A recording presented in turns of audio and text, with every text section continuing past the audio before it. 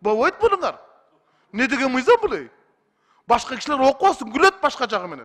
Эми бул сүрдөбөш үчүн Токтay Мөмөтайлан чакырып береликпи, жанында отуруп массаж кылып отурсун. Чала болот. Рас болду. Туура кылат. Мен президенттин өкүлү айтып атат да, сүрдөп атат депчи. Эми бул сүрдөбөш үчүн Токтay Мөмөтайлан чакырып береликпи, жанында отуруп массаж кылып отурсун.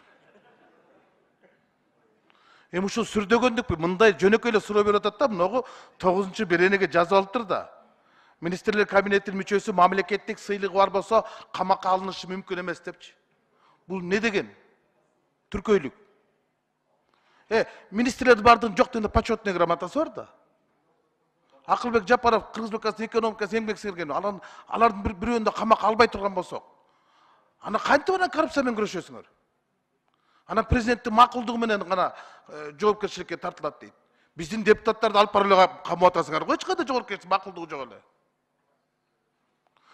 Биротоланда министрлер кабинетин кызыл китепке эле киргизип койбойкпу? Сейрек кездешүүчү жаныбарлардын жанына жазып койбойкпу? Сейрек кездешүүчү адамдар деп. Буларга кол тийгизгенге болбойт, сөз тийгизгенге болбойт.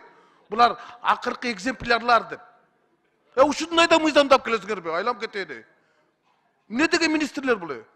Коррупция болот, анда бүттүк сыйлык алып алат. Почетный грамота тоже мамлекеттик сыйлыктын катарынан кирет. Бирөөнү да камай албайсың министрлердин баарын. Урматтуу кесиптештер, ушул баш мыйзамды кабыл алып атканда биз бакырып чыкпадык беле? Кесепет ушундай болот деп.